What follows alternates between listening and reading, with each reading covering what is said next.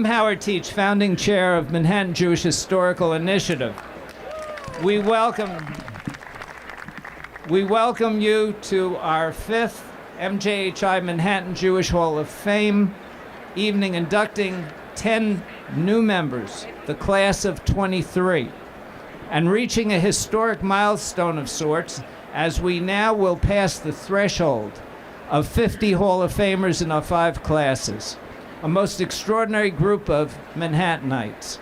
Before I say anything, I see Gail Brewer sitting here, now our councilman, and before that our borough president, and also Mark Levine is here, our borough president. We got to thank them as well as Scott Stringer. It's their administrations that have provided the rooms for us for every one of our meetings. And that's unbelievable. And they've been so supportive that I just want to have a real round of applause for what they did. Yeah, Gail should come in. At this time, I would ask you to all rise as I introduce a very talented, much in demand trumpeter who we admire, Eganim Segbefia, who will play a rendition of God Bless America by Irving Berlin, and then we'll be back for a few more, I'll be back for a few more remarks.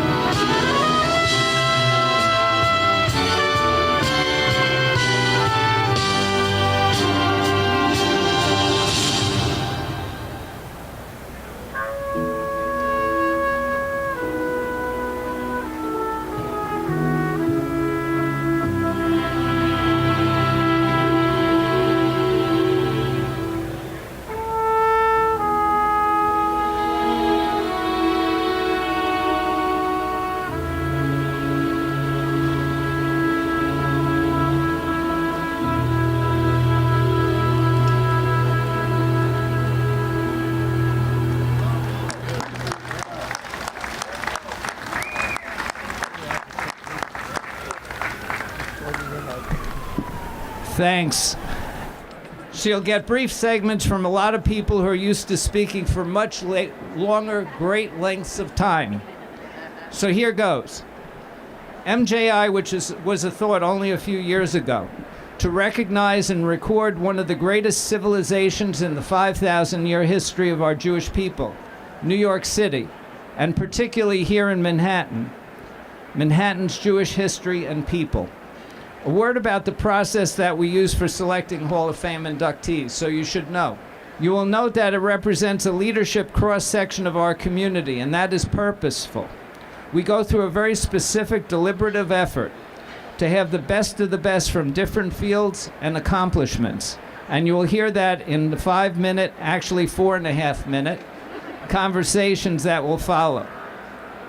We would look forward to all of your future involvement in what we're doing, being supportive and being involved. And let me now introduce a man who needs no introduction. There's only one Rabbi Joe, and he has been such a great supporter of MJHI from day one, even offering up the New York Board of Rabbis as the fiscal conduit for our funds. As co-host for the evening, the Executive Vice President of the New York Board of Rabbis, Rabbi Joseph Potasnik. Thank you so much. This is the night when Jews in Manhattan ask one question: why did he get an award and I didn't? And we'll try to answer that for you this evening. Dr. Ruth, I just want to say what an honor it is to be with you. Any question that Dr. Ruth cannot answer, please see me after the program tonight. Also, I want to nominate someone for next year's Manhattan Jewish Hall of Fame. He hasn't been able to get in all these years.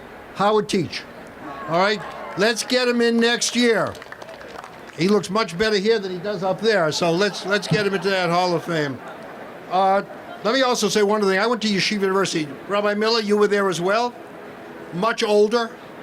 I remember the librarian of the yeshiva came over to me one day. He says, "You won't believe this. There was a student of yeshiva years ago who died, who in his will bequeathed his library to Yeshiva University." True story. We were thrilled. We went over to the house to get the books. And then we found these were the books that were taken out of Yeshiva University's library and never returned over the years. So on behalf of Tony Marks, the head of the library, those of you who've taken out books, please return them. We're going to do the same thing in the synagogues. Those of you who walked away with yarmulkes over the years, bring them back. All right, we're going to have a buyback program. Finally, I want to say to all of you very seriously, you're going to meet a lot of interesting people tonight and hear their biographies and hear about their backgrounds. As you look around this park, you see all of these branches. There is a blessing that says, "May the branches be as strong as the roots." We have all these branches. You're going to hear about their roots as well. Let's stay strong together. Thank you very much. It's a great pleasure to introduce someone who, when he was growing up, his mother would always say to him, "Mark, in America, you can grow up and become the president." And he followed her advice. He became the president of the Borough of Manhattan, the Honorable Mark Levine. If you want to hear more from Rabbi Joe, he'll be appearing at the Comedy Cellar next Tuesday. And yes, he's available for weddings and bar mitzvahs. I'm not going to play the straight man. I am so honored to be part of this ceremony. Howard, you have built something truly precious and important to the Jewish community of Manhattan and beyond. Can we give the future Hall of Fame member, Howard Teach, a big round of applause? You know, this little tiny island of Manhattan plays such a massively outsized role in Jewish history. Honestly, even just the Lower East Side itself has in many ways impacted the trajectory of Jewish life in America, of America. Anyone ever hear of bagels? And there are so many giants who have emerged off this island. Bella Abzug, Stephen Sondheim, Scarlett Johansson, all emerged out of the Jewish communities of this borough. Some of the most storied synagogues in America right here in this borough. some of the most storied institutions, social service institutions, right here in this borough. Welcome to my friend, our comptroller, Brad Lander. Welcome, welcome, welcome. You know, there was a hospital here called Jews Hospital, now known as Mount Sinai. So many of the great institutions of this borough have their roots in the Jewish community. And it's a story that's still unfolding. We're still writing this story. In so many ways, there's a renaissance of Jewish life in America. Did you know that the Syrian Jewish community on the Upper East Side is booming and growing? And there are stories like that in neighborhoods all over the borough. And there are leaders like those we're honoring tonight that are helping to write that history. I looked at this lineup. I could talk about almost every one of these people, and I won't. But I can't not mention a few folks who are here with us right now. Dick Gottfried, who in many ways has defined for me what it means to be a thoughtful, impactful, principled, serious elected official. Thank you, Dick, for what you have done for this city, what you've done for health policy. Sitting next to him, I didn't acknowledge her earlier, but oh my goodness, Gail Brewer, amazing, the one, the only, continues to be an amazing partner for me. אני גם רוצה להגיד לחברה שלי, דוקטור רות, את יודעת שאני אוהב אותך, נכון? גם אותי? יופי. מה, באנגלית? כולם מבין אנגלית, לא? Okay. She wants me to say that I said to her that she is my friend and that I love her. Thank you. Everyone concur in English and Hebrew? And finally, Deborah, there's no reason you would remember this, but in 2016, we went out campaigning together on the Upper West Side at a senior center, and it was amazing until we were accosted by a few Trump supporters, and you handled it with such grace. You didn't lose your cool. You convinced everybody in the room. I have such admiration for you because of that moment and what you've continued to do to stand up for the Jewish community and our values in politics and beyond. So thank you. Thank you, Howard, for honoring this incredible woman. And that's it for me. Thank you all so much for this beautiful night. Thank you. Thank you, Mark, and nice to hear about the growth of Manhattan. Can we get a few more smoke shops as well this coming year? Have a little more growth. Someone asked me about Gail Brewer the other day, and I said Gail Brewer is a Jew for this reason. A Christian in New York is a Jew. A Jew in Idaho is a Christian. Gail Brewer is everywhere. There isn't a program I've ever attended without the presence of Gail Brewer. She and Mark and other elected officials here, I would identify as communitarians. They are there for the community. It's a great honor to welcome not only a council person from the West Side, but everyone's council person, Gail Brewer.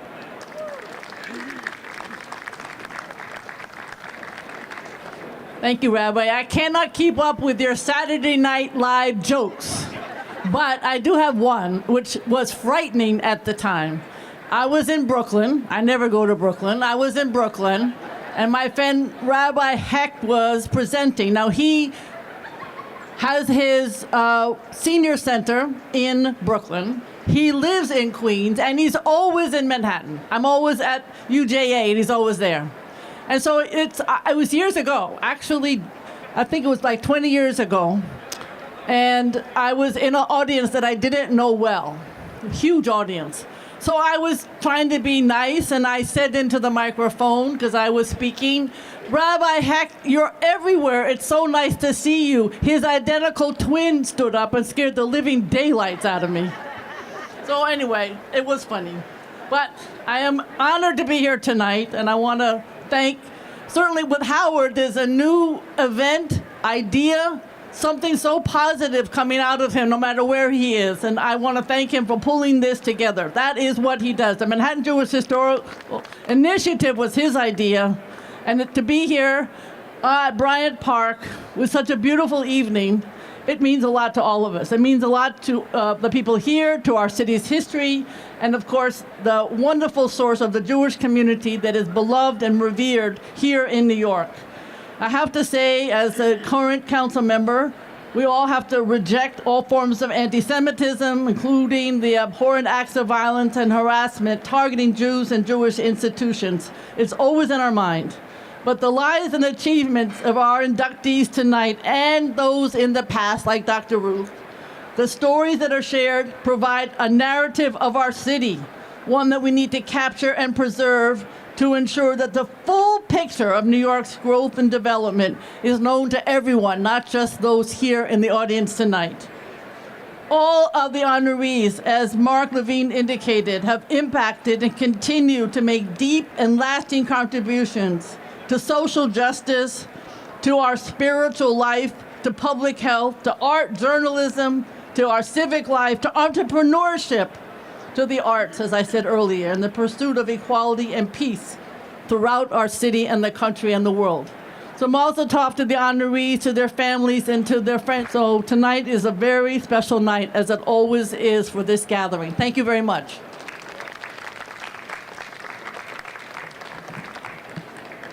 So I have the great honor, a couple of people who are here. Brad Lander, our controller.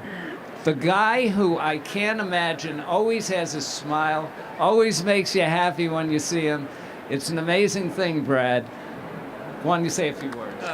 Thank you so much, Howard. Howard doesn't like when we keep praising him, but he shouldn't do such good work if he doesn't want us to keep praising him. Howard, this is really an extraordinary lineup.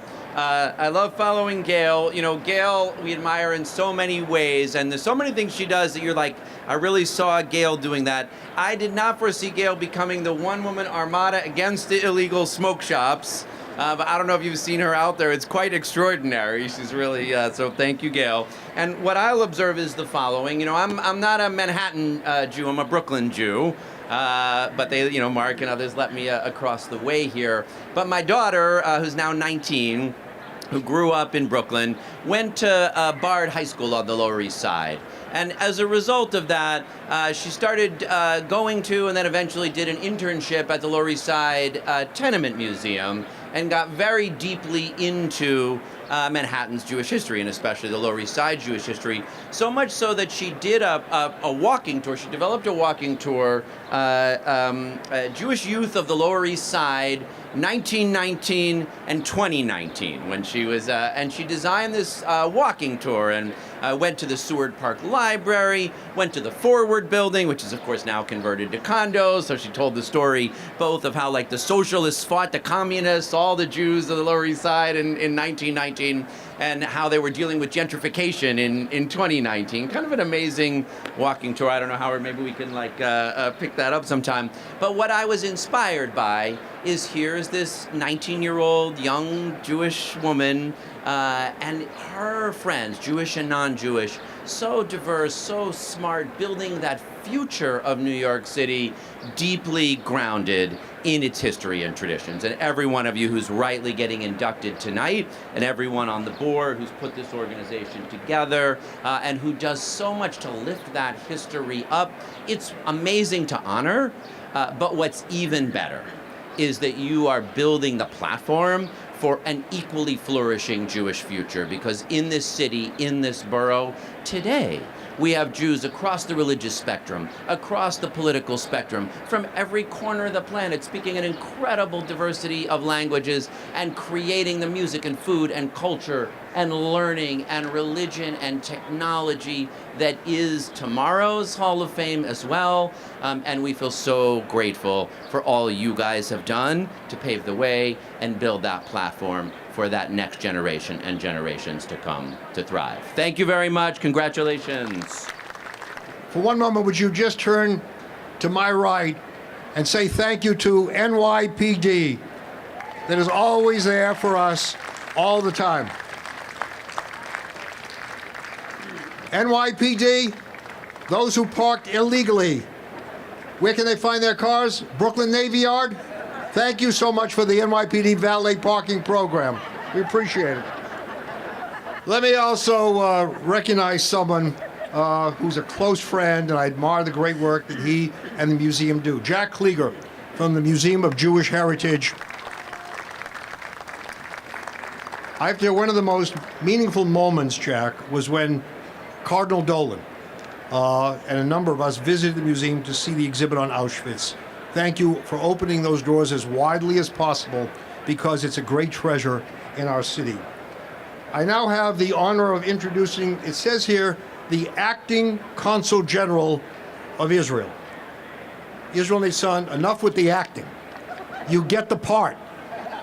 Would you welcome someone who I think represents all communities? If you look at the flag of Israel, it's interesting. It has two triangles going in opposite directions.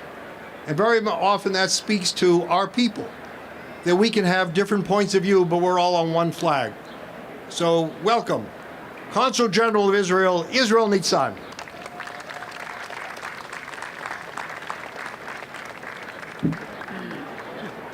Thank you very much, Rabbi Fantastic.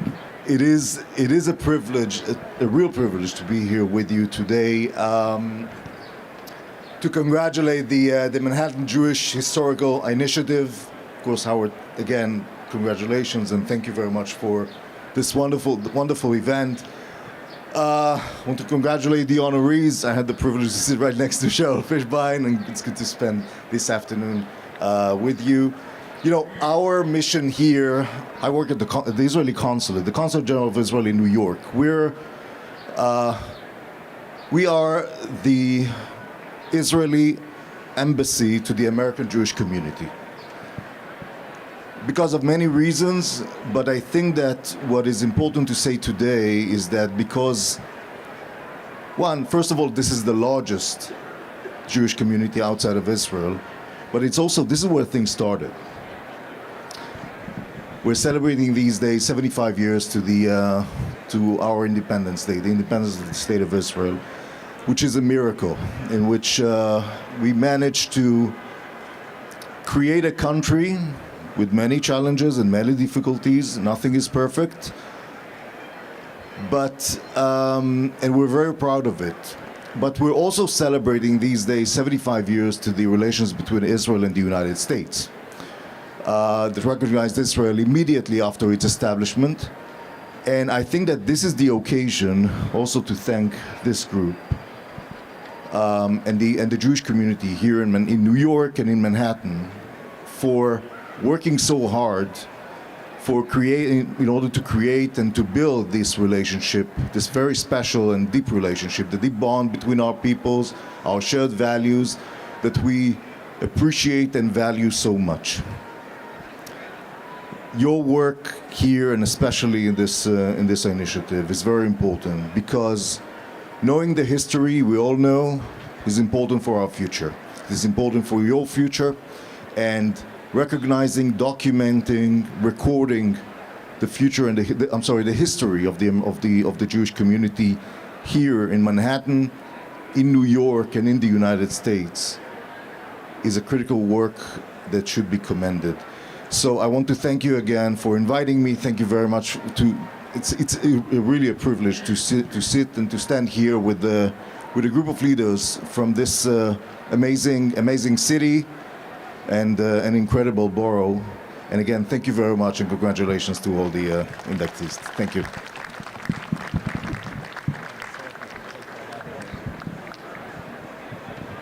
You've heard of Tin Pan Alley. Well, when you heard of Tin Pan Alley, he heard of it, and he did something about it. There's now a street that's named after it. He has concerts and events. We got to know each other. We ran into each other again. And there are a couple of interesting facts he'll tell you about. I'm just going to do a quick intro, which is we now are going to have a project in terms of the Jewish participation in Tin Pan Alley, which is very, very important. And I learned something that I didn't know. Maybe you all know it. Lori certainly knows it with her tourism group, of the extraordinary black community in Harlem we know about. Did you know that back around 1880 to 1920, the third largest Jewish center, I don't mean a synagogue, but gathering of Jews, about 150,000 or so, was up in Harlem? And I had no idea. And that's where George will come in, because he'll tell you more about what is this thing called Tin Pan Alley And John here wrote a book on blacks and Jews in Harlem. And so they'll be developing cultural events, concerts. We'll be in Harlem. We'll bring the two communities together because what we found, that's why you're hearing Irving Berlin tonight. And you'll hear at the end Robert Lamont singing a song by a black composer of the same time, Tin Pan Alley.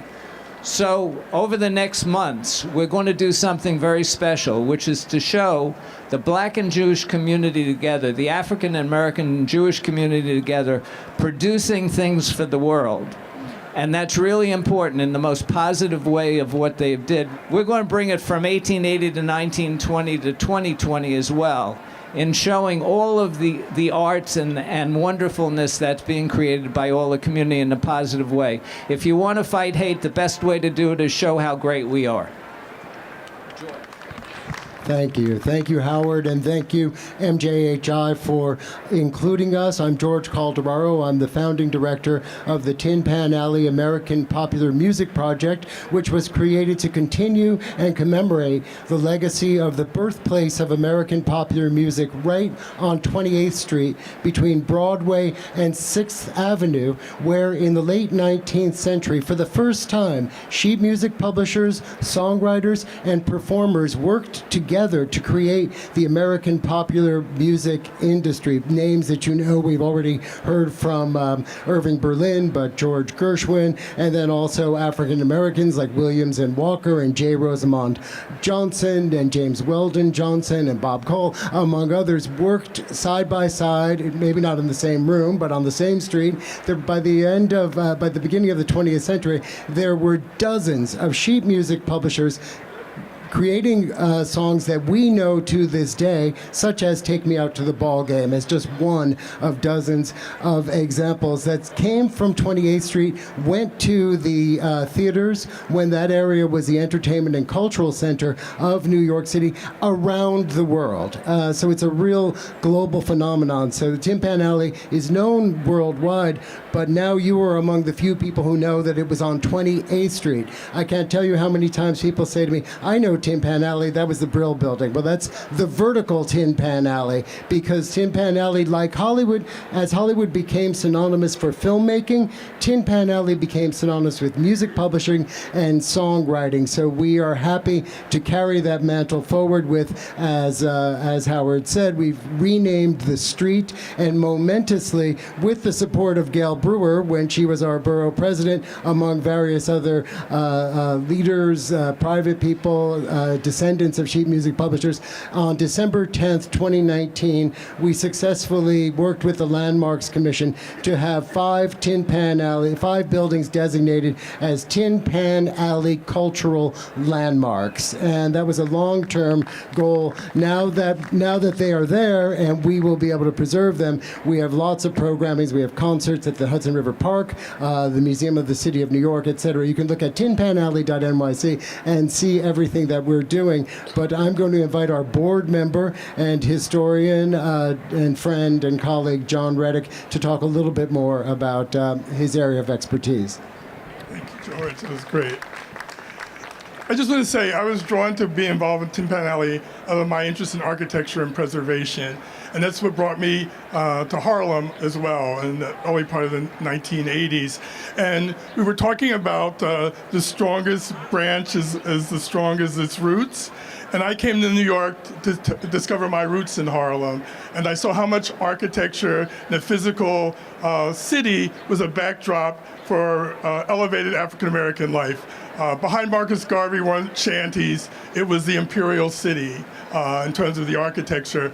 And it took 20 years, though, before I realized that it had the same effect for the Jewish community moving up from the Lower East Side. The diversity of that community who lived under the elevated train compared to who lived on the avenue. There was a diversity of income that supported both of our groups in the early part of the 20th century.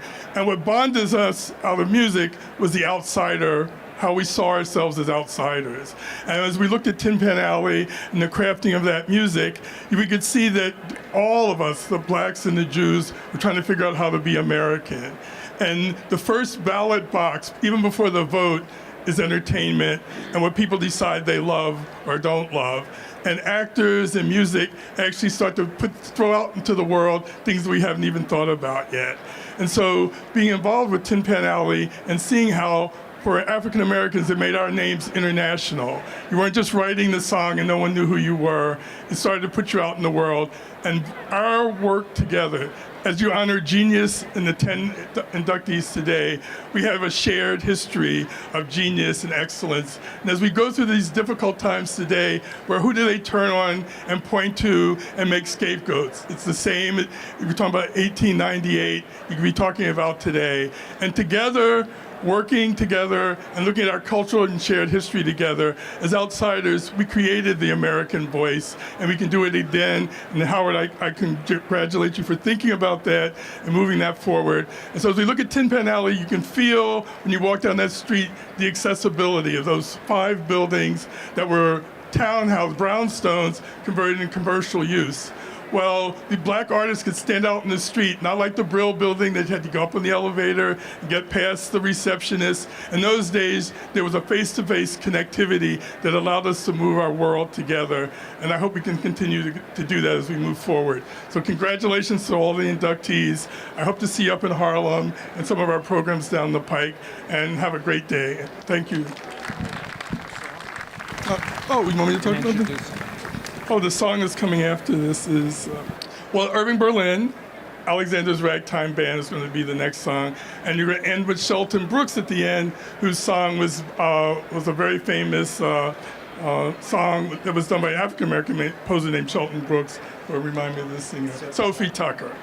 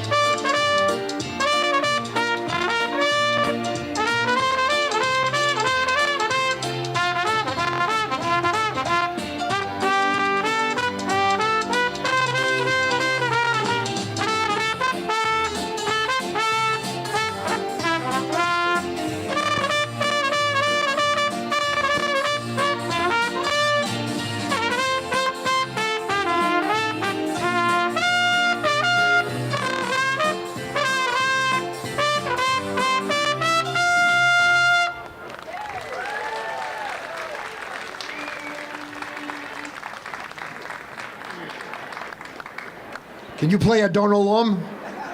Oh, just next time. All right. When I first became a rabbi, I was appointed as chaplain of the federal prison of New York, which was then on West Street. Matter of fact, when I walked in tonight, I saw some familiar faces from those years. But I tell you that because recently we had a meeting with the Department of Corrections, and they asked for religious materials that could be placed on the tablets. And I said, one of the great writers in the Jewish world is Rabbi Marc Angel. And we are going to see to it that his materials are placed there so people can learn more about tradition. I went to school with Rabbi Angel. He was the one student in the class that broke the curve. He always did better than anyone else. So we're very fortunate to have Rabbi Angel. By the way, go to his website, www.jewishideas.org. Read his material, and I think you'll be very, very impressed. And can we also have Marvin Marcus come forward to present, to interview? Welcome, everyone. It's my honor to introduce you to Rabbi Marc Angel. He is the founder and director of the Institute for Jewish Idea and Ideals, fostering an intellectually vibrant, compassionate, and inclusive Orthodox Judaism. He is Rabbi Emeritus of the historic congregation Shearith Israel, the Spanish and Portuguese synagogue of New York City, founded in 1654, where he began serving in 1969. Born and raised in the Sephardic community of Seattle, Washington, he went to New York for his higher education at Yeshiva University, where he earned his BA, MS, and PhD in rabbinic ordination. He also earned an MA in English literature from the City College of New York. He is the author and editor of 38 books. He has written and lectured extensively on various aspects of Jewish law and history. Just as an aside, we spoke about before the Jewish Lower East Side, and everybody knows about the Ashkenazim Jews of the Lower East Side, but few people know about the Sephardic Jews that existed on the Lower East Side. Rabbi Angel is a true Sephardic Jew. His family lineage goes back to the island of Rhodes in Greece, where for centuries Sephardic Jews lived there up until World War II. Rabbi Angel is past president of the Rabbinical Council of America. He has served as officer and board member of numerous agencies, including the UJA Federation, American Sephardi Federation, Jewish National Fund, and Healthcare Chaplaincy. He has won awards from many institutions, including Yeshiva University, the Orthodox Union, and the New York Board of Rabbis. Rabbi Angel is married to Gilda Angel, sitting in the audience. Their children and grandchildren, who are here, live in New York, Baltimore, and Teaneck. Rabbi Angel, what was it like being the rabbi of the oldest Jewish congregation in America? First of all, thank you very much. Can everyone hear me? First of all, thank you very much to all of you for organizing this wonderful event. Thank you, Marvin, for your introduction. And before I get into my thing, I wanted to say 57 years ago, yesterday, Gilda and I had our first date. That is the most important historical thing I could say tonight. And we're still going strong. I grew up in Seattle, as was mentioned. My grandparents came from Turkey and from the island of Rhodes. I grew up in a community that all the old-timers spoke Spanish, Judeo-Spanish. I came to New York in 1963 to college. Gilda and I got married right after college in 1967. I was in rabbinical school in 1969 when Shearith Israel, the historic Spanish and Portuguese synagogue, needed an assistant rabbi, a student rabbi. And I was there. And I got the job. I thought it would be 1 year. I'm still there as emeritus after all these years. But I want to remember the first Rosh Hashanah because this is a historical event. I was a 24-year-old kid, just still in rabbinical school. And I sat right next to the Rabbi Emeritus, David DeSolapool, one of the great rabbis of American Jewish life, and a man I admired from my youth. At the end of services, Dr. Poole, who was then in his 80s, put his hand on my head and gave me a blessing. May you have a happy and successful ministry. I was 24 years old. Dr. Poole put his hand on my head. He started at Shearith Israel in 1907. Dr. Poole took over from Dr. Mendez, who started in 1877. A few more steps backwards to 1768 was Gershom Mendez-Seixas. I was a 24-year-old kid, and I suddenly realized I'm old. There's a history. There's a tradition. A Spanish and Portuguese synagogue founded in 1654. I'm in an institution over 300 years old. I learned patience, calmness. Don't get nervous. There are ups and downs in life. Don't judge things by the moment. See things generationally. Plan ahead. A congregation that's in business for 300 years knows what it's doing. very powerful, very important. But just as the congregation taught me to be patient, it also taught me to be impatient. We live in an imperfect world. We need change. We don't want to wait for the Messiah in 50 years or 100 years. We have to be involved. And Cherith Israel had that wonderful tradition, going back to colonial days when our members fought in the American Revolution. This is the synagogue of Emma Lazarus, whose poem graces the Statue of Liberty. This is the synagogue of Justice Benjamin Nathan Cardozo. This is the congregation of Judge Edgar Nathan, who was also Manhattan Borough President in his time. This was a congregation with ideals, and we have an activism to change the world. It was a great privilege to serve a congregation so diverse, with such amazing people. There are very few rabbis, after 50 years, who could say they really love their congregation. I can say so. The greatest people I ever had known in my life were people of our congregation and community. Thank you, Rabbi Angel. I'd like to present this to you now. MJHI's Manhattan Jewish Hall of Fame Class of 2023 inductee. In recognition of your Manhattan heritage and your lifetime achievement, you epitomize what makes our country great. Rabbi Marc Angel. Thank you very much. I have to add one thing, please. I want to add one thing, that one of the great pleasures of my rabbinate is having wonderful children and grandchildren, and especially being able to work with my son, Rabbi Chaim Angel, in our institute. Thank you. I introduce to you the inductee, the amazing Richard Gottfried, former assemblyman, and our conversant presenter. We're thrilled, Councilwoman Gail Brewer. Thank you very much.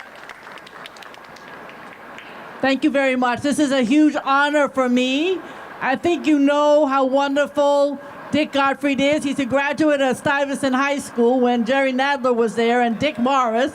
And then he has a bachelor's from Cornell, and then went to law school at Columbia University. 52 years in the New York State Assembly, and it is 18,993 days in the New York State Assembly. Longest serving individual ever. You know about health care, but it is an incredible history. Prenatal care assistance, child health plus, family health plus, physician profiling law, family health care decisions, health proxy, HIV testing, reproductive freedom, patient autonomy, everything to do with end of life and pain, ways to make people feel better. Obviously, he also was the author of the Hudson River Park, the Jacob Javits Center, the Omnibus Crime Act, the Juvenile Justice Reform Act, same-sex marriage, gender, and the list goes on. He's also one hell of a wonderful human being. Everybody loves him. I remember when I first ran for office, I went to meet with him. What the hell am I supposed to do about health care? And he sat down with me for 2 or 3 hours and went through everything, as he has done for many others. As you heard earlier, he's the kind of elected officials we all strive to be. So I give you the amazing Dick Gottfried, retired but never really retired. Dick Gottfried. Well, thank you, Gail. This is such a wonderful, happy evening, just listening to everything that everybody has to say. In thinking about Jewish history, as I've been thinking for the last several weeks, in looking forward to this event, one thing that has occurred to me again and again, and that I want to share with all of you. I know next to nothing about the history of my grandparents in the old country. And they came from 2 or 3 different old countries, but it was always the old country. I know very little about their life here in America. I remember when I was about 11 years old, I was working on a school paper about the history of Ellis Island, and my grandmother, who came over in 1904, asked me what I was working on, and I told her, and she said, "Oh, I could tell you stories about Ellis Island." And like a complete 11-year-old idiot, I said, no, that's not what this paper is about. And so I never heard my grandmother tell me about her stories about Ellis Island. And I think about that often, and how that history is lost forever. What little I know about my grandparents' life in the old country, I know from Fiddler on the Roof. Because as far as I know, their village, or their villages, they came from two different villages close together, ended up like in Fiddler on the Roof. But I don't really know that for sure. So I would just want to say to each and every one of you tonight that have grandchildren or the equivalent of grandchildren in your lives, tell them your story so that your story will live on. My 4.5-year-old granddaughter and my 22.5-year-old granddaughter, and yes, the spacing was intentional, I need to tell them about my story and what little I know of my parents' story. And unfortunately, the nothing that I know of my grandparents' story. It is so important that our histories live on. So I urge each and every one of you, if you have not already done so, be sure you tell your story to your grandchildren so that our stories may live. Thank you. Thank you very much. And I want to just add, he is also an artist. You can often find him drawing and calligraphy. It's gorgeous. It gets shown. It's just one more aspect of Dick Gottfried that he can share with his grandchildren. Hall of Fame is here, class of 2023 inductee, and it says to Honorable Richard Gottfried, and it says very specifically, in recognition of your Manhattan heritage and your lifetime achievement, your optimism is what makes our country great. You epitomize what makes our country great. May 9th, 2023. Congratulations. Thank you very much. Thank you all. So, Harold Holzer, I've gotten to know over the last few years. And from the Metropolitan Museum, where he was a leader, to being the ultimate scholar of Lincoln in the world, I believe, practically, to now being the director of the Roosevelt House, and on and on. This is the most amazing man, and we're thrilled that you're coming into the Hall of Fame. It's really a great honor for us. But the one thing, a couple of things I didn't know, which he told me about. Bella. You worked with Bella. Tell us about what was that like? Because when you think about Jewish legendary people in Manhattan, there's Bella.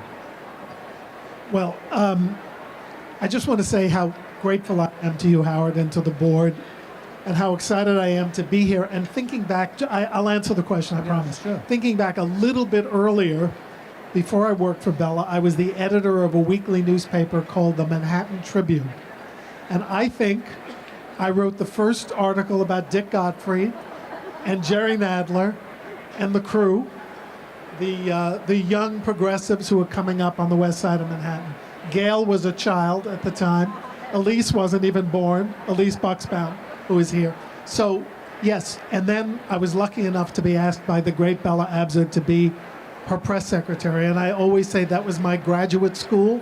I learned everything I needed to know for the rest of my life from that astonishing woman. Was it easy? It wasn't always easy, but it was the greatest professional experience of my life because she was a great woman. And to travel all over New York State and watch her come this close to becoming the first woman United States Senator from New York was a thrill. And what you wrote a book, I believe, Abraham Lincoln and the Jews, or the Jewish people? I didn't write the book, but I curated the exhibition at the New York Historical Society. Yeah, which is a whole other story.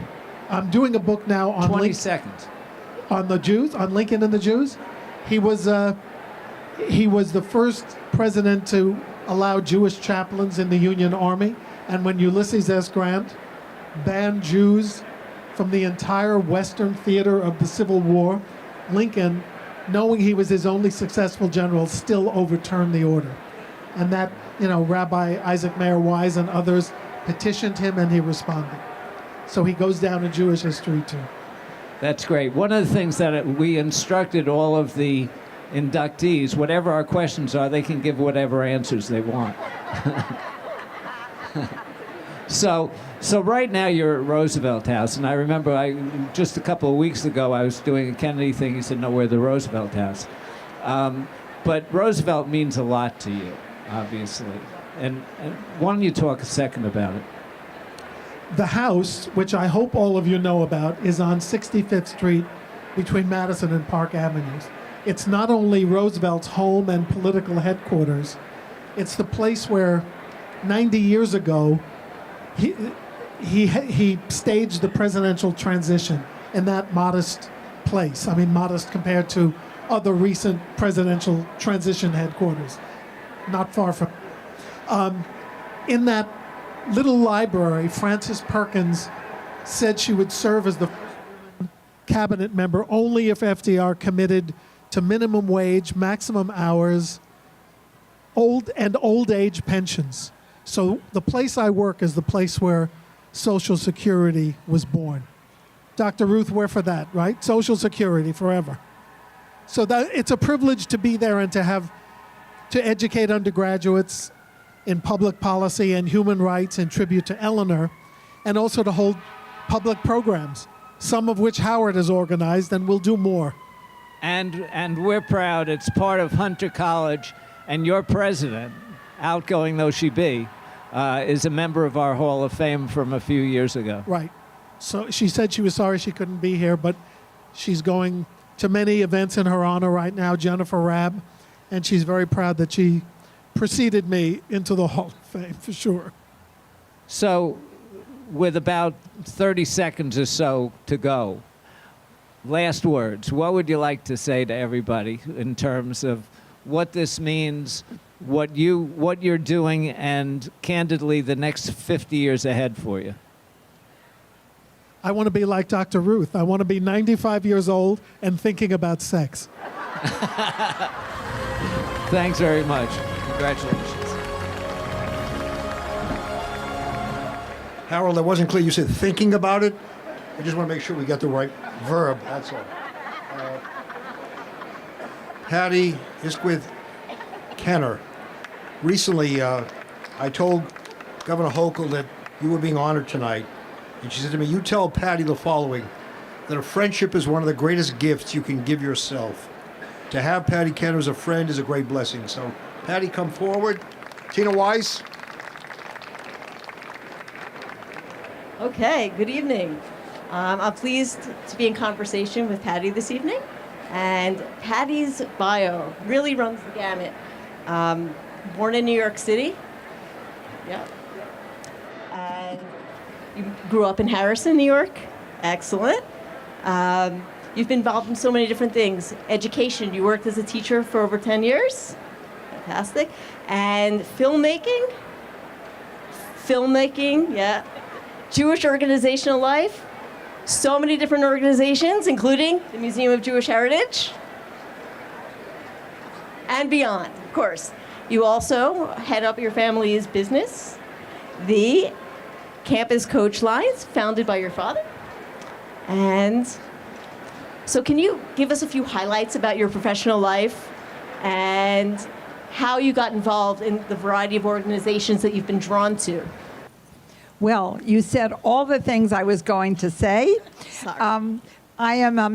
I was born in Manhattan, as you said, and as soon as I finished college, I rushed right back to Manhattan, became a school teacher in Harlem.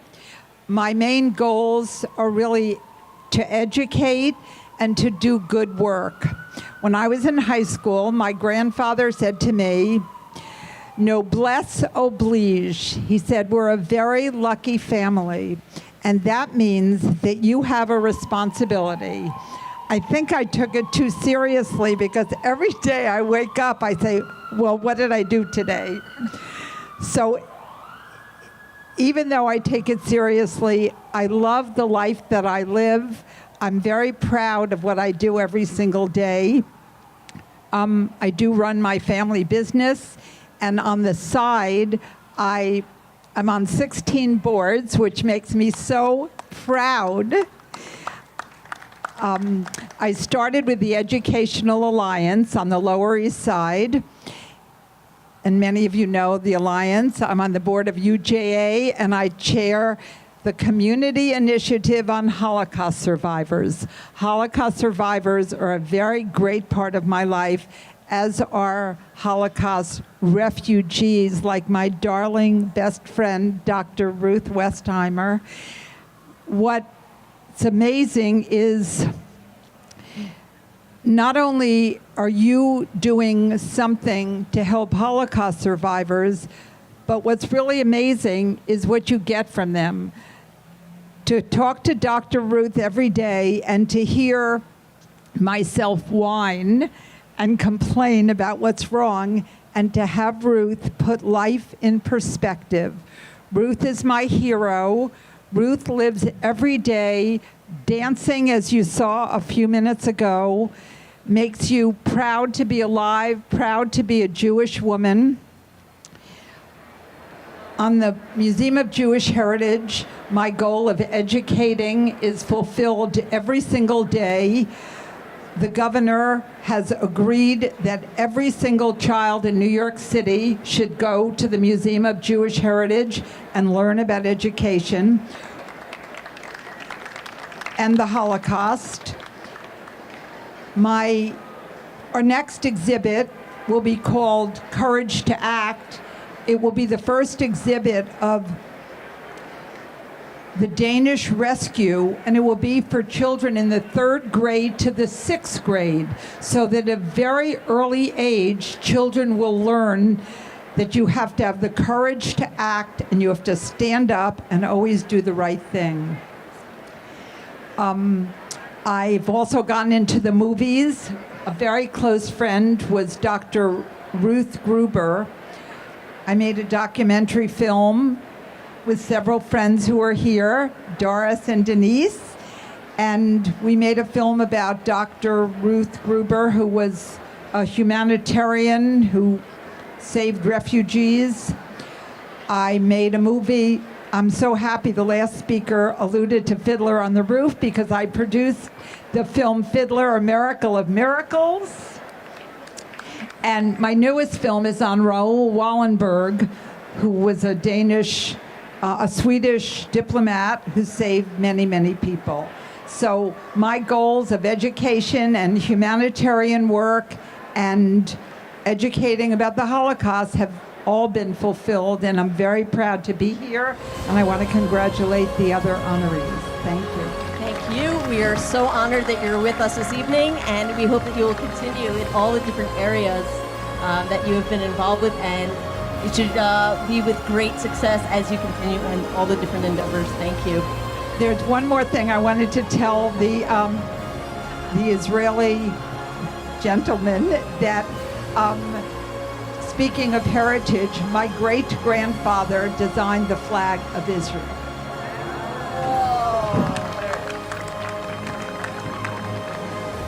Dr. Haass, I do radio every Sunday morning at 7 a.m. I'm the original Morning Joe. Those of you who watch the other Morning Joe, I am sure look forward to presentations by Dr. Richard Haass. His rabbi, Elliot Costco, Park Avenue Synagogue, said to me recently, not only is this person a mensch, he's a shul mensch. Comes to synagogue regularly for services. Great honor to have Dr. Richard Haass, interviewed by Yaron Gopstein. Doctor.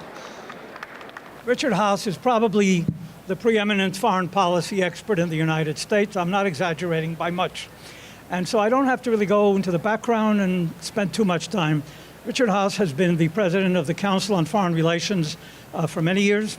He was the director of the policy planning staff of the State Department, which deals with everything. He has written 12 amazing books on foreign policy, and many of you, millions of Americans, have seen him whenever there's a foreign policy crisis.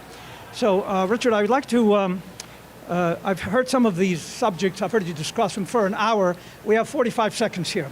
So I will shift to Ukraine because I want to take advantage of it. The war has been going on for a year. A lot of unexpected things have happened. Where do you think we'll be in 3 or 4 years? Well, first of all, it's good to be with all you and the pollen. I enjoy it. Look, none of us, if we had had this meeting, 16 months ago, none of us would have predicted that Ukraine would have been where it is today. It's an extraordinary triumph for Ukraine, for NATO, for the United States. Aggression has been stymied. I don't think, however, that Ukraine will be in a position to liberate its territory through the use of arms. So my prediction is that after this fighting season ends towards the end of this year, I believe that Ukraine, together with its supporters in the West, will begin to turn to diplomacy. It's also possible that Russia might edge in that direction when they understand that they cannot achieve their goals through the use of force. This could be an opportunity, an opening for the United States, conceivably working with, of all countries, China, to promote the possibility, not of peace, but at least a winding down of the war. I was going to ask you about Israel. Time is flying by, so if we have time, I'll come back to it. In your career, have you ever felt endangered? I'll tell you one story. Whenever you travel with the President or the Secretary of State, the night before, you're given a schedule of where you have to be at exact times the next morning, what meeting and what room, where in the motorcade, and so forth. So one day I was traveling with Secretary of State James Baker, and I was assigned his car in the motorcade at whatever it was, 6:30 in the morning, and this was in Lebanon. And we were the first senior American delegation to go to Lebanon for years because of the hostage taking and the attacks on American troops there. So I was feeling pretty good, saying, the Secretary of State finally wants to get the benefit of my perspective, my wisdom, my insight. I got in the car. I waited, and then suddenly it was just me and the Secret Service. The car began to move, and suddenly it dawned on me, I was the decoy. So, fortunately, you made it here, and so we're so happy that you were able to survive it. Your Jewish background, I happen to know about it because I've seen you at Park Avenue Synagogue over the years many times. Not just, by the way, on Yom Kippur, we have an extraordinary tradition. In the 2-hour break, we don't stop. Richard Haass provides a 1.5-hour tour de force on world affairs in the middle of Yom Kippur, and then we continue to pray. So it just proves there is no such thing as a free lunch. What has your Jewish background meant to you in your life, maybe in your profession? Look, I find it, I grew up, by the way, I was born in Brooklyn, it's Manhattan, grew up in Valley Stream, went to Temple Gates of Zion, had a Jewish education, became a religion major initially at college, went to live in Israel. I find religion in some ways is the best background for someone like myself who worked early on in his career on the Middle East. You cannot begin to understand the politics, the dynamics of the Middle East without it. And then I think morally, there's that moment on Yom Kippur when you do the Al-Chet, and you have all the sins that you ask forgiveness for, and all of the sins are acts of the things that you do, acts of commission, except for the final sin. It's an act of omission. It is an action. The Hebrew basically translates as a confused heart. It's when you don't act when you should. In my experience in politics, my greatest regrets are the things I didn't do, not the things I did. And that's what that teaches me. That comes directly from the service on Yom Kippur. The final question. You recently wrote a book, a little different from your foreign policy books. It's called The Bill, not of Rights, but the Bill of Obligations. The 10 Habits of Great Citizens. Sort of sounds like my junior high school civics book. Could you tell us, not all 10, if you had to choose one of those obligations that you would want to share with this audience, what would it be? Yeah, the argument of the book is that as important as rights are, citizenship also requires obligations of everybody sitting here to one another, of everybody sitting here to this country of ours.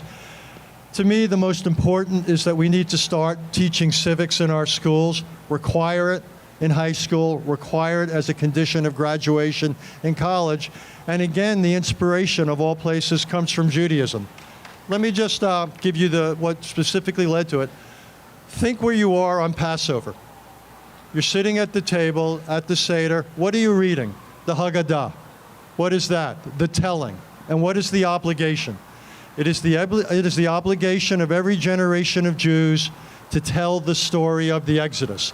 That is the way Jews have kept alive and kept together through the centuries of persecution and the centuries of diaspora. And my concern for America is we have stopped teaching our story. You can now graduate from virtually any college or university in this country or any high school in this country and be essentially illiterate about the American story. And we at the bottom of it, we are a country based upon a story, not on race, not on color, not on religion, not on inherited wealth. We are a people, we are a country based on an idea, and we need to teach that idea. Richard, thank you very much. And I want to say, we often hear the phrase, thank you for your service. I mean that. Thank you for your service to the country and in explaining some of the most complicated issues that Americans need to understand. And I look forward to seeing you at Park Avenue Synagogue as another Jew in the pew.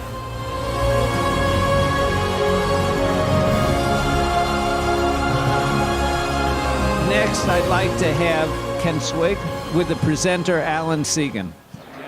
Thank you, Howard, and congratulations, Kent, on an honor well deserved.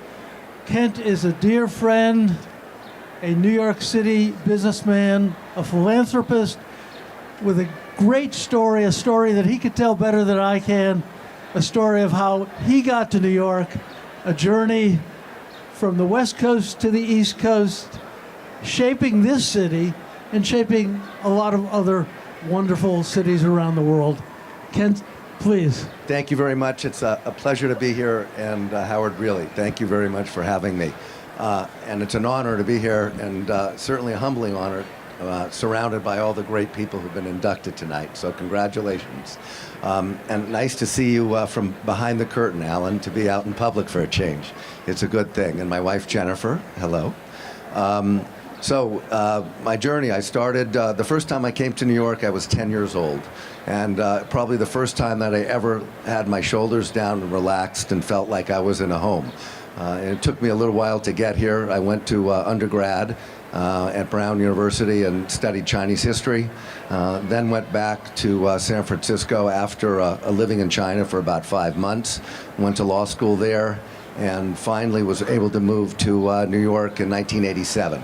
And the reason I think I came here is because alternate side parking was suspended for Sukkot, and I wanted to live in a place that had a Jewish soul, and New York for me was it, and it's where I felt comfortable and wanted to spend my life, which I did. And one of the first places, my first place of work was a Grace Building on the 34th floor at Swig, and Arno, with my family, where Howard, you also used to go up there, and I guess my first home outside of my home was Israel Bonds, and there I met my mentors and friends like Larry Silverstein, the late Burt Resnick, and a wealth of people that took me in and guided me and made me feel good. I then, of course, had to go shul shopping, right, where I ended up at Central Synagogue and was fortunate and privileged to be able to be on the board there for 9 years, and then grew to have a wonderful and a Jewish life in New York. And your family played an important role in your personal and business journey throughout your whole life. Could you give us a little bit of that background? And okay, my great-grandfather came over, Simon Swig, who my oldest son is named after, came over from Lithuania in probably the late 1870s. Had one of 11 children. He had 11 children. My grandfather, Ben Swig, was the 7th of 11 children, which became lucky numbers in my family's history. And then my father, Mel Swig, was born. in Boston, where my entire family originated from after coming over from Lithuania. In 1946, my grandfather took a train out to San Francisco and ended up buying the Fairmont Hotel. And at that time, life was, they were very religious, and it was either, with my grandmother, either everybody moved out together or everybody stayed in Boston. So the entire mishpucha came out and moved over to San Francisco, and ultimately I was born there and raised there and came over. But the set of values and traditions from one family member to another family member throughout was an extraordinary gift. One of the big influences in our family was, a patriarchal family, which for me was, as good as we weren't as good as we could be. So the first thing I did in my business life when I got older after my father passed away was to change the dynamic in our family and go to a matriarchal part and ended up with my cousin, who was the chairman of our company, and grew the female side of our business, which made us better, stronger, more thoughtful, more sensitive. And so that tradition has continued in a very, very nice way. And Kent, I know you to be an optimist always, and we're going through some difficult times here in New York, and reference to the 75th anniversary of the State of Israel, perhaps some difficult times there. A bit of your thoughts, your optimistic thoughts on where we are in New York and where the State of Israel might be. Well, for New York City, I'm a big fan, and I love New York City. And Center Cities really started with business, right? Business as the center of the city, and that grew, and people grew, and they lived in the city and expanded, and for Manhattan and New York City, it grew and grew with the center of business. That's not happening today anymore because people aren't going to the office as much.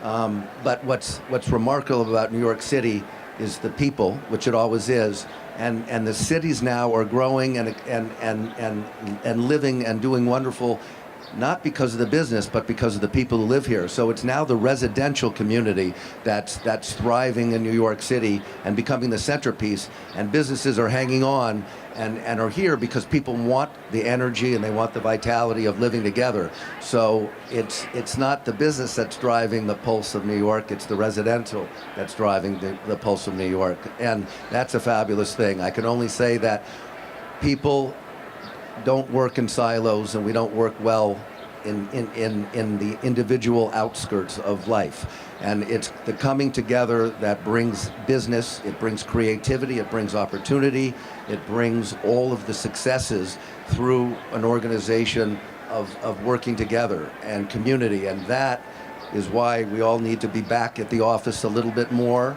and bring together a humanity and learning how to get community back. And you can't do it in silos.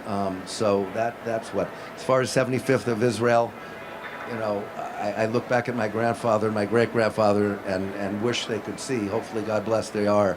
And Jack Weiler also, who would be just unbelievably thrilled and teary-eyed to think of our celebration of 75 years. And it's my thrill and my pleasure to present you with the class of 2023 Manhattan Jewish Hall of Fame. My pleasure. Thank you all. I don't know if he's still here, the Consul General of Panama, Elias Levy Cohen, most wonderful, there he is. We're going to have you come up for a second, because the story of Panama and the Jewish community there, I want to give you 30 seconds to just tell us a little about that. Okay, nice. I will talk very fast about the Panamanian Jewish community. The first Panamanian arrived, the first Jewish arrived to Panama in the 18th century. They came from Holland, Netherlands, Caribbean, and Portuguese Jewish. After that, we were involved with the separation of Panama from Colombia. And some of that negotiation take place here in New York. Actually, 34 and 5th Avenue, where is the Empire State, Before was the Waldorf Astoria Hotel, and negotiations took place there. Now in Panama, we are around 14,000 Jewish, very, very well close community. We have in our minds that if we keep our traditions, we keep alive our religion and our people. And we are very proud. And in closing, I invite every one of you to Panama. There's a very, very nice Jewish community. You could keep kosher if you want. You could go to the beach, and the people in Panama, we are prepared to that. I think this is, besides the United States and Israel, of course, Panama is the best place to visit if you are a Jewish. Even though that, if you know, of course, we have the Panama Canal, we have the Free Zone, we have the colonial Panama, and I invite you, every one of you, to visit us. Thank you very much. Thank you, Howard. It's a pleasure to meet you. Thank you. And now it gives us the great privilege to have Debra Messing here, who will be interviewed by Lori Weissman.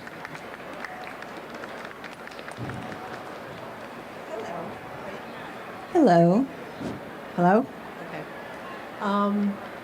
Well, Debra Messing is an Emmy award-winning actress, producer, social justice, and human rights advocate.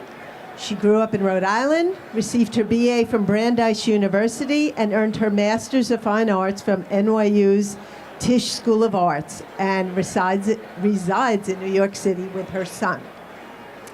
So, my first question is, along with all your other wonderful accomplishments, you're most well known from your role as the Jewish interior designer Grace Adler from TV's hit show Will and Grace. Was most of Grace's overt Jewishness written into the role by the writers, or do you feel that some of it came from your own Jewish identity? It was not written into the character. It was not determined. And at the time, no leading character on primetime television had ever been Jewish, a woman. At the time, people thought that Seinfeld, Julie Louis-Dreyfus's character, was Jewish, but she wasn't. And because the creators of our show, both Jewish, I said to them, I think we have a responsibility and we have an opportunity. And I would really love to make that an essential part of who she is. And they loved the idea, and so the references to Camp Ramah and etc. I mean, I thought there were many comic opportunities. The one that I think got away was the episode that would be Passover, where Jack and Will would be fighting over the afikomen. Your record and involvement with human rights organizations is impressive and inspiring. Do you think that your Jewish upbringing and your current Jewish identity help lead you toward this social advocacy? Oh, absolutely.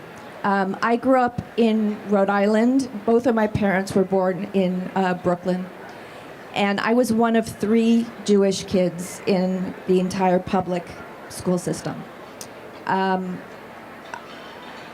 I distinctly remember waking up on Halloween and seeing my grandfather's car had a swastika painted on it. And there were many other incidents that made it very clear to me from a very young age that being Jewish was being an other and that it was dangerous.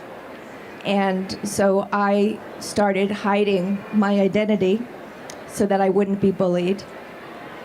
Meanwhile, my parents, my father was president of our temple. He was vice president of the Jewish Federation of Rhode Island. My mother was the president of the UJA National Board for Business and Professional Women. So every single night after work, they would get on the phone and they would solicit funds to help the refugees coming in from Russia, or innumerable things.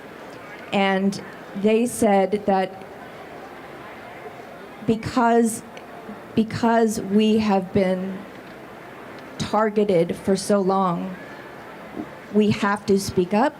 We have to be visible. We have to be proud. And we have to acknowledge all the other people who are in similar situations, marginalized communities. And so that really, it sprung from my parents and the Jewish upbringing. And Sounds like your parents should also be winning awards here as well. We have time for one more question? We do. Can you tell us what inspired you to help create I Am a Voter? I Am a Voter is a nonpartisan voting organization that I helped found to encourage civic involvement. And I think what inspired it was the imagery of the children being separated from their parents at the border. My best friend and I, Mandana Dayani, who's a refugee from Iran, a Persian Jew, she said, this is catastrophic, and how can this change? And we realized that everything came back to voting, everything. And so we decided that we needed to make voting cool. We needed to figure out a way to use pop culture, social media, athletes, singers, to make it an event, to get people involved, because that was the only way that we could get back on track. Well, thank you for your activism. Welcome to the class of 2023. Thank you very much.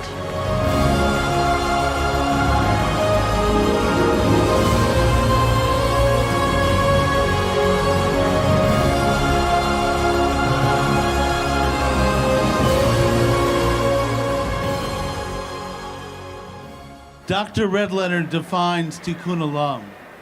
He is a born in Brooklyn pediatrician with every child in the world his patient. He left his residency to become medical director of AmeriCorps in Lee County, Arkansas, I believe at the time the 6th poorest county in the United States, where I understand he also met his partner in life, Karen, and the two of them have been caring for the children of the world ever since. Dr. Redlener founded the Children's Health Fund. He served as president of the Montefiore Children's Hospital. He is the director of the National Center for Disaster Preparedness. His voice of reason and wisdom got us through the COVID crisis on cable TV and in policy councils. He most recently founded the Ukrainian Children's Action Project. Dr. Redlener, could you give us, which has taken him to Ukraine to care for children very recently, could you give us an update on the condition of the Ukrainian children and on the ground there from the humanitarian perspective? And also, you rank as one of the heroes in the aftermath of our own disaster here of 9/11, where you brought incredible resources to the emotional recovery of the children of Lower Manhattan when they needed it most.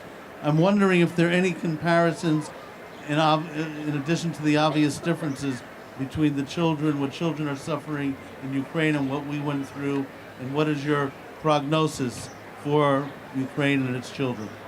So thank you, Alan, and hello everyone. So my thing is that children are the common denominator for all of us. You know, we see, Karen and I go to Ukraine pretty often. We see children who are growing up with adversity that's unimaginable, except we've seen it elsewhere. Different kinds of adversity in Arkansas, and among the homeless children in New York, etc. And our whole deal is about making sure that every child has an opportunity to grow, to thrive, to be healthy, and to learn. And the other thing that's underneath all of this is our incredible attachment to our own children. And a couple of them over here, Stephanie and Arthur, and there's This guy waving over here, Oren, is our youngest grandchild, and the oldest is 23, but Oren is with us as a constant reminder. But this is the story with Ukraine right now and its children. So Ukraine had 7.5 million children living in the country before the war. About 5 million of them actually became part of either the refugee population leaving Ukraine or among the internally displaced children. And what we've been doing is trying to raise funds. We have been raising funds to make sure that the children get what they need to be able to get back to some life of normalcy. And hopefully, as Richard Haass said, that will have to be mostly waiting until this horrendous war ends, where Russia's genocide of Ukraine is unbelievable and something I never would have thought I would have seen in my lifetime. Doctor, my mother always said that to build our future, we must start with our children. You have been doing that. And in your care for children, you've cared for humanity, and you've gotten us through, with insight and leadership, many disasters, many scourges. I want to ask you about another one that's a little different that I know is of great concern to you, and that is the disaster of rising anti-Semitism in this country. What do you think is causing it, and what should we do about it? And what insight do you have from your travels? You know, after my bar mitzvah, I read a lot about the Holocaust. A lot. Probably too much. But it's something I've been living with really for my entire adult life, and I don't think anti-Semitism has ever gone away. We are, unfortunately, this is an endemic disease among mankind, and right now we have to be really, really careful and attentive when it comes to making sure the anti-Semitism, along with racism, is squashed. And I'll tell you, a friend of mine, Igor, who's an advisor to President Zelensky, said recently, people are made up of three types, three categories: human beings, monsters, and cowards. And now is a time for bravery among Jews and others who believe in justice in America. We have to deal with this. The antidote, by the way, if I could just, where our time was, we're good. The antidote is voting. Deborah, this is voting. You cannot allow Republican cowardice about dealing with racism, about dealing with anti-Semitism. They won't even, not only are they allowing right-wing extremists into our government, from school boards to the U.S. Congress, they're not speaking out about it. I'm sorry to get so political, but you riled me up, Alan. You have that habit. Anyway, I just would say that I think the voting issue is more important than ever, and it has to be very clear what we're voting for, who we're voting for, and what we're voting against. But anyway, that's my commercial Doctor, thank you for being one of the brave. Thank you for caring for our children. On behalf of the Manhattan Jewish Historical Initiative, I'm honored and privileged to present to my hero, Dr. Redlener. Thank you, Alan. Your induction into the Hall of Fame. Thank you so much. Thank you.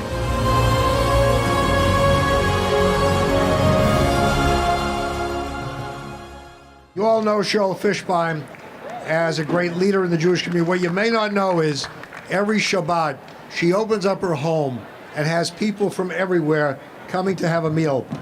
Those of you who don't have a place to go this Shabbat, see me after the pro. I have her address, all right, and her cell number. Matter of fact, just go there and have the meal. Just tell her we sent you. So we have Cheryl Fishbein, who will be interviewed by Rhino Wasserman. Cheryl, you're a practicing clinical psychologist and attorney, but you've devoted your life to advance the causes of the Jewish community here in New York. You're chairing the board of the JCRC. All of you, after you hear Cheryl, will run to look up her bio. But today, I want to know the leader, Cheryl Fishbein, who inspires all of us. How was she inspired? What gave her the motivation to do what she has done for all of us, for this wonderful city? Thank you, Brian. And thank you, everybody, for being here. It is such a joy to celebrate with all of these wonderful honorees and friends and family. And so my inspiration, well, I was born and bred in Brooklyn. It seems a lot of us came from Brooklyn, and it starts there. So I think that gave me a certain level of oomph, right? I'm a child of Holocaust survivors, and the values that were in my house were very strong. Keep the Jewish people strong. Protect the Jewish people, protect the Jewish community, and make sure that Israel is strong. And that's what I grew up with, and that's what I took with me. But now, what powers me now is my amazing husband, who a lot of you know, Philip Shatton, who has taught me everything I know. And we've got 2 daughters that are here, but out of our 4 children, and 4 grandchildren who are here today, who surround me with love and encouragement and affection, and they tolerate my crazy schedule with everything. And so that really also pushes me, because they're the future. They really are the future. But what Manhattan allowed me to do, and being here in the city, is it gave me the opportunity to volunteer and to ultimately take on positions of leadership. And the goal is to make sure that the Jewish community, by its outreach, by reaching out to others, interfaith, intergroup relations. I know Bob Kaplan is here. I know David Pollack is here. Michael Miller was here. All people who have mentored me in this business, and also allowed me. I'm on many, many other Jewish committees and Jewish boards that help me push the envelope of a strong global Jewish community. And in our outreach and in our community building, not only within the Jewish community, which has to be speaking to each other, but across the city of New York, interfaith, intergroup, everything that does that makes New York the wonderful, strong place that it is. And it continues to keep New York strong and alive and vibrant. And I try to do it across the globe, too. I see Jonathan Ornstein there from Krakow. It reaches across the globe. And that's what gets me up every morning and moving forward. The importance of Tikkun Olam to all of us is part of what you do and what you can do for this community and for the communities, as you say, around the world. I think I have time for one more question, which is the dream. Has the next generation taken on the responsibility of the future? You have the perspective from where you sit of understanding and knowing where we are now, where are we going, and what do we have to do in 30 seconds? I'll try to keep it to 30 seconds. I can do it. I think that our next community is filled with fabulous people. I see it in my own home. And they are taking on their responsibilities, but in their way. And I'm hoping that they learn from us, of course, because we do some things right. Right, guys? But I do understand that the world has changed and we have to change with it. And every Jewish organization that has Jewish leadership and boards has to bring in the younger generation. We have to listen to them, and we have to put things into place and programs into place that will help them stay strong and help them live in this world. Let you have the last word and actually say it's a personal privilege to be here while you're inducted into the Jewish Hall of Fame. Thank you. And it's On a privilege to personal be note. here. Thank you. Now, as we come towards the closing, we have a most amazing conversation that's coming up. And I just want to make one comment about Bill Ritter, as I call Bill Ritter up with Rabbi Joe Potasnik. A wonderful little story about Bill Ritter. Where I first met him, I was at the Red Cross Gala. And he was up there, he was co-hosting, doing the most unbelievable job, and everybody in the audience cavelling. And he's giving an award to a young African-American fellow. And what does he say? Mazel tov. And it was just great, because that's about bringing our Jewishness into the world at large. And so, couldn't be more thrilled you're here. Rabbi Joe, you're on. This is historic for me to see Bill Ritter and not be in the back of a taxi cab. So I thank you for this moment, Bill. I've never been in the back of a taxi cab with you, Rabbi Joe. I have not. Everybody knows you as the public personality. By the way, let's take a moment to say hello to your wife, Catherine Fryery, who's here. Was with Good Morning America 2020, right? And CNN. Anderson Cooper. Yeah. Now as a media trainer. Bill, talk about Bill Ritter, the Jew, and what has meant to you over the years. I think my parents had the biggest impact on my lives, although I had some very incredible rabbis. One was for most of my life, up until the time my parents died. But my dad he grew up in California, but he really grew up as a kid in elementary school and junior high school in Emporia, Kansas. And there were, I think, 4 Jewish families in Emporia, Kansas. Not anymore. And he would tell me and really drum it into my brother and I about what it meant to be a Jew in non-Jewish territory. Why they lived there, I don't know. The rest of the family went to St. Louis, which is not far away. But he would be beat up and harassed every day. And he told us those stories about not to freak us out, but to shake us and to educate us and to understand what it means to be Jewish in any part of the country and at any time in the world. And they taught me, my parents, I think, most importantly, that, and a lot of people may not agree with this, but their view of Judaism was that education was, in fact, above godliness. That it was most important to learn, to read, to understand what it's like to be a member of the human race, and to do the best you can to take care of people, and to be kind, and to be generous at all times. And I think that's what I got out of my religion and my parents' upbringing, I should say. You know, they did things like in 1965, February 26, 1965, and I remember that because that was my 15th birthday. They brought me in to see at Temple Israel of Hollywood, Dr. Martin Luther King speak there.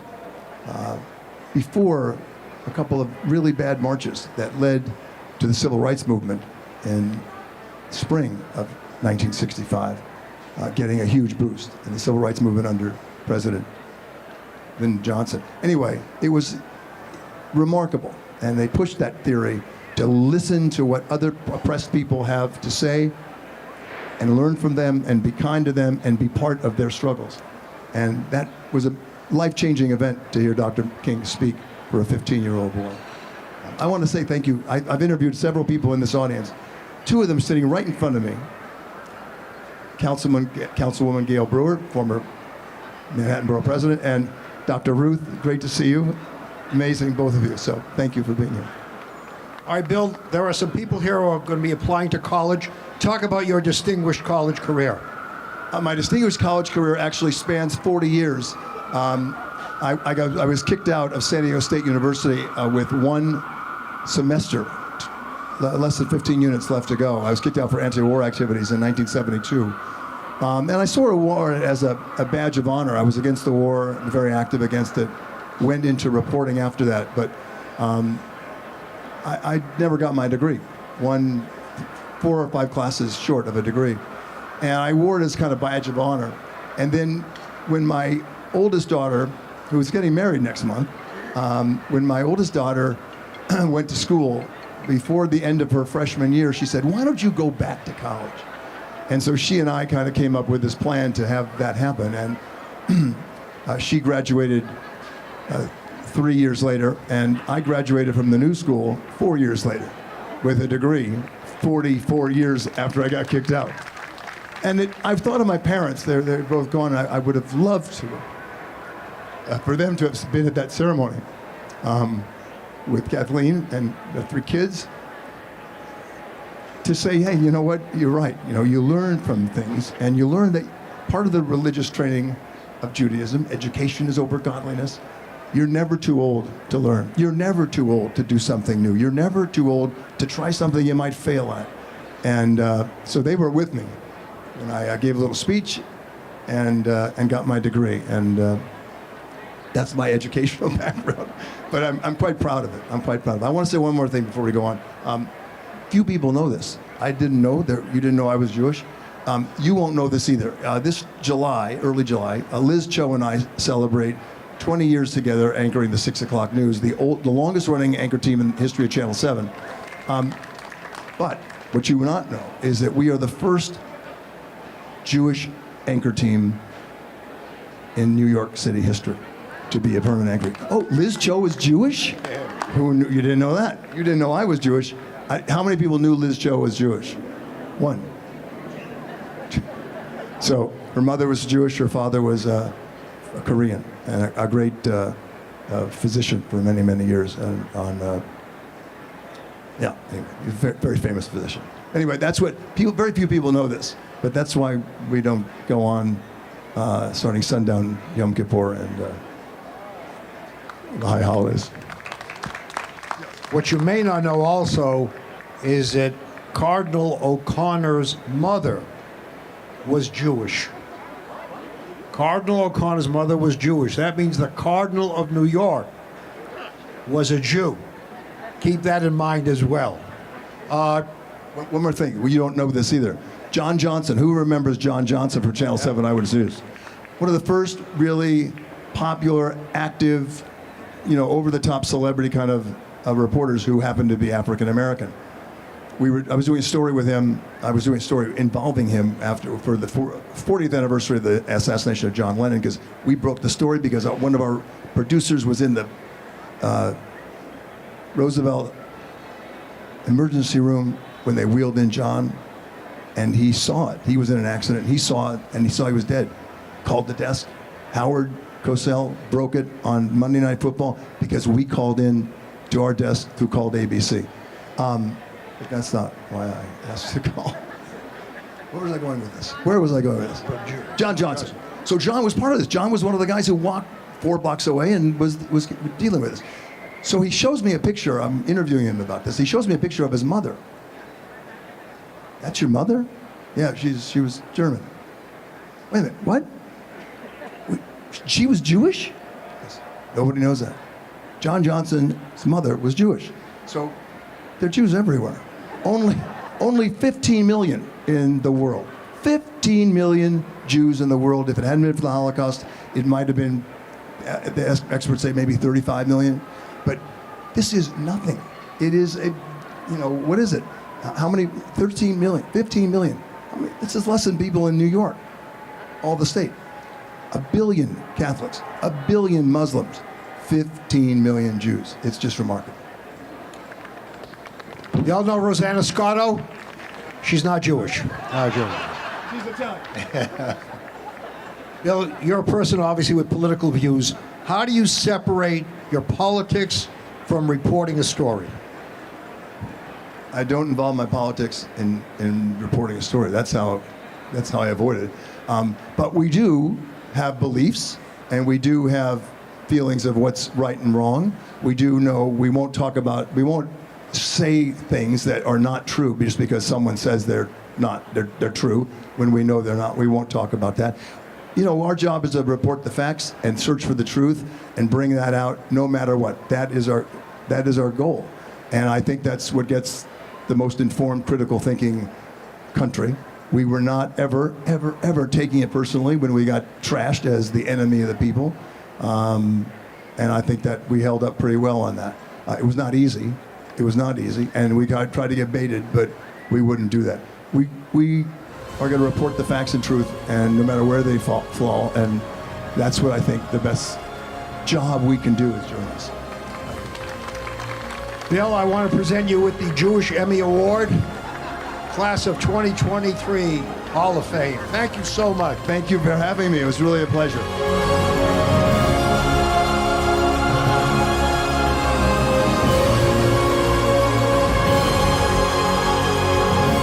So this is a closing song, an intro to our project of African American Jewish, and I want to give it to George. Thank you. And to close us out, I'm delighted to introduce a board member of the Tin Pan Alley American Popular Music Project, also an arts educator in the Department of Education, and he will also be kicking off the Museum of the City of New York Centennial Weekend on October 13 with a program that he wrote, and will be performing with African American cabaret star Natalie Douglas. So I give you Robert Lamont. Thank you. Thank you. What a treat and an honor to be here tonight with so many fabulous inductees, storied and stellar. Stories is what it's all about. Here at the Tin Pan Alley American Popular Music Project, we want to tell stories. What Dick Gottfried was saying earlier, this is important to tell the stories. And we have a chance to tell stories for the next generation of Jewish and African American and other people that are going to be songwriters, producers, singers. And the song I'm going to perform for you now is a perfect example of that, because Shelton Brooks was actually Canadian and half indigenous as well. Grew up in Amherstburg, Canada, not far from where I grew up in Canada on a farm. I'm not Jewish and I'm not black, and I thought, what can I do? Well, I'll do Shelton Brooks. He's Canadian. And he went to Chicago and got his start as a songwriter. He was a ragtime pianist. He was an amazing performer as well as a writer. He's 24 years old. He goes to a Chicago theater and he meets Sophia Kalish, better known as Sophie Tucker. And Sophie, also 24 years old, she's introduced to this young man by her maid, who was African American. So you have all this mix of, you've got to hear this guy, you've got to see this singer.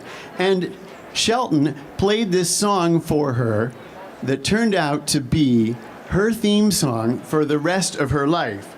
It's called Some of These Days. Some of these days, you're gonna miss me, honey. Some of these days, you'll feel so lonely. You'll miss my hugging. You'll miss my kissing. You'll miss me, honey, when you're far away. Now I feel so lonely when I feel for you only. For you know, honey, that you've had your way. And when you leave me, you know 'twill grieve me. You're gonna miss your red hot baby some of these days. Thank you very much. Go to Tin Pan Alley NYC and learn more about what we're doing. I'm on the education committee where I taught 10 years in Manhattan public schools. we're bringing education and learning, helping kids to learn all about Tin Pan Alley. Thank you so much for being a great audience. And as they say, and that's all, folks. So thanks for being here.